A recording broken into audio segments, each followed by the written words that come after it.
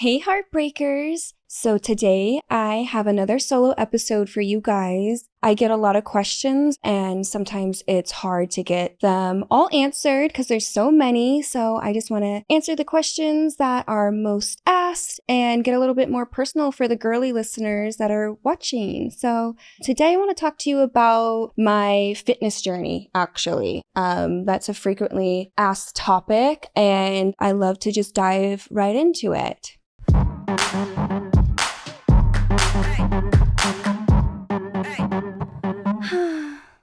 As a female trying to stay in good shape, it really can be intimidating going to the gym between the creepy guys, not knowing how to use the equipment, and just finding the time. I know that it's a struggle for women in everyday life, just keeping up that body image, staying with the fitness trends. So I'd love to talk to you about how I even started working out, which I honestly started working out just recently, and that was this past January 2024.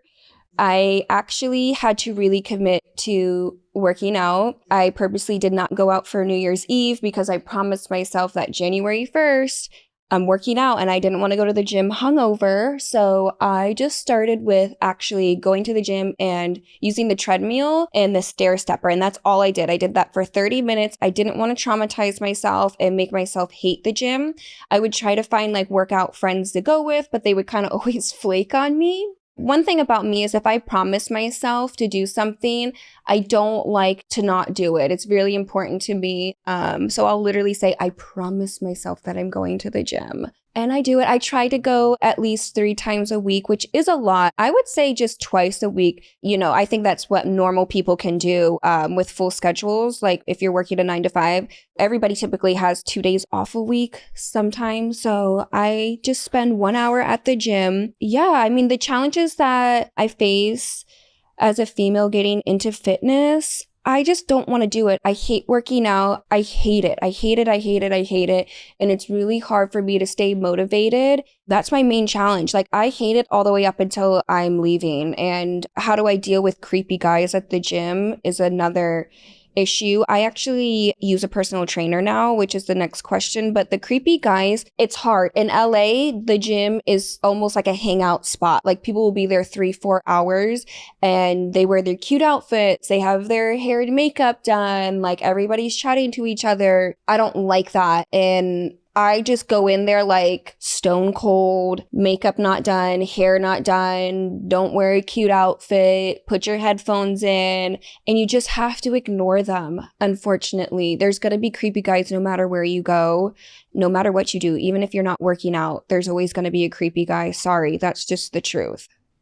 You could just be walking down the street and there's going to be a creepy guy there. Is getting a personal trainer worth the cost? Yes, I personally think that it is, but I'll just be honest, a personal trainer, at least in LA, is typically $150 to $200 for the hour. I've never really heard of a trainer charging less. I've also heard of trainers charging way more than that. And that can be really costly for some people. I mean, that's $300 a week if you go twice. What I like about a personal trainer is that they can show you exactly what to do. And then you can just, write it down. You can remember it. You can even film it while they're showing you. And then when you go to the gym by yourself, you could do the same workouts and get the same results. I like a trainer because I don't do my workouts correct even when I'm by myself, even when he showed me 100 times. I mess up every single time and I've hurt myself actually really badly one time. My back, it was even swollen and I just will never not use a trainer again. I mean, it was traumatizing for me. But yeah, trainers can be creepy too. So keep that in mind. You're either going to have a creep at the gym by yourself or I'm just kidding. I don't want to convince people not to work out. If you're a female, I would actually say get a female trainer. That's going to be your easiest bet. And a lot of gyms actually have trainers that work at the gym. You don't have to hire them privately. My favorite workout is, I think it's called a kickback. I always rename the workouts to things that don't make sense, but my favorite is the kickback. I see a lot of results. Recently, I've really seen results in my butt, in my legs. It has really grown. I'm really proud of it. And yeah, it's from the kickbacks and deadlifts and squats. They build that muscle quick. What I really like about my personal trainer too is he built me off of my muscle, off of my own body weight before we even started using weights at all. And I really saw results with that. I have a really great trainer. Really, really great trainer. He's really nice and really normal. I got lucky. The days that you don't feel like going, what gets you to go? It's that promise I made to myself. I don't want to disappoint myself, so I'll go. I always feel better after I leave the gym. I'm not gonna lie. I feel like, honestly, more energized. It's cortisone, right? That you release when you're working out, if I'm not mistaken.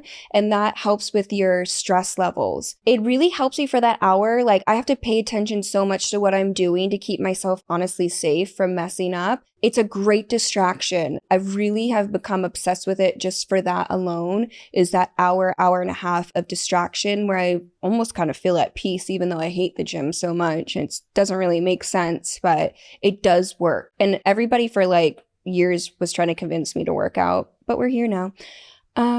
So what really got me to start going to the gym is I had a crush on a guy that didn't like that I didn't go to the gym. He was really athletic. He was always like, you should try to go to the gym for your stress. I wanted to show off to him that I knew how to work out, and then I really liked it, and then I dropped the guy. So yeah, I mean, that's why I started going to the gym. That was my motivation. If that's your motivation, I say do it.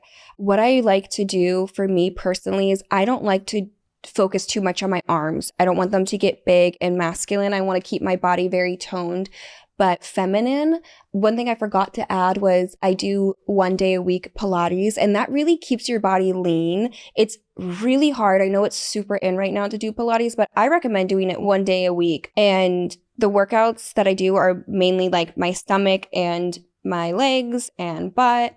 For my legs, I do deadlifts and squats with a dumbbell. I don't remember the names, guys. I'm sorry. But another thing that I like to do with the dumbbell is like, it's called a halo, and that helps with your arms actually.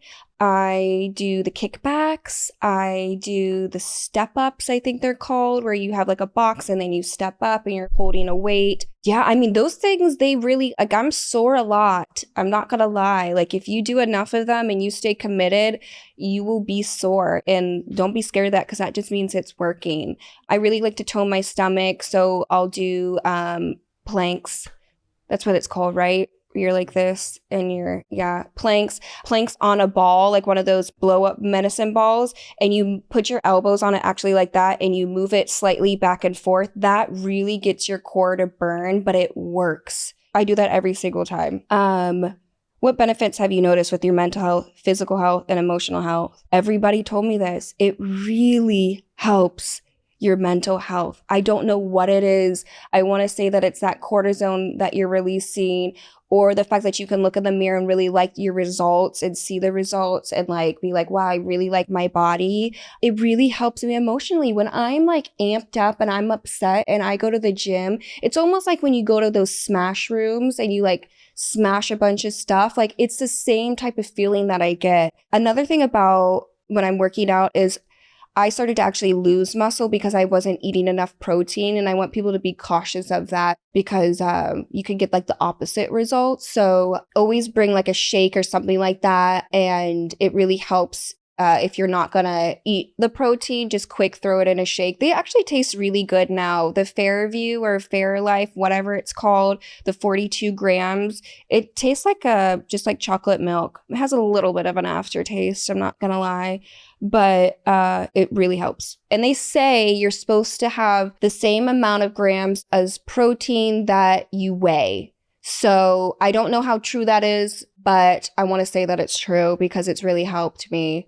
You guys, if you guys want a really good tip, and I can't believe I'm going to leak this right now, but if you want to date an athlete or meet an athlete, go to the private gyms where you have to have I'm not going to say which ones, But in LA, you have to have a trainer with you. Like, you can't just go and work out by yourself. And it's only you with your trainer. And it's typically like an athlete that's also there. They don't let anybody else in. It's great to meet non-creepy guys. I feel like the public gyms can be really full of the creepy guys.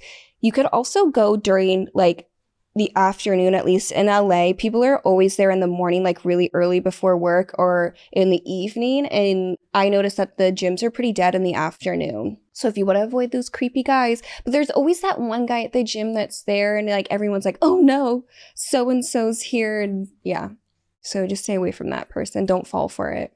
I hope that helped answer some of your fitness questions, and some key takeaways are that just go to the gym for 30 minutes, start off slow, just look at the equipment. You don't have to go hard and shock yourself. That's my like number one advice to you guys, is to don't scare yourself. Just go ease into it. And yeah, I hope that really helps you guys.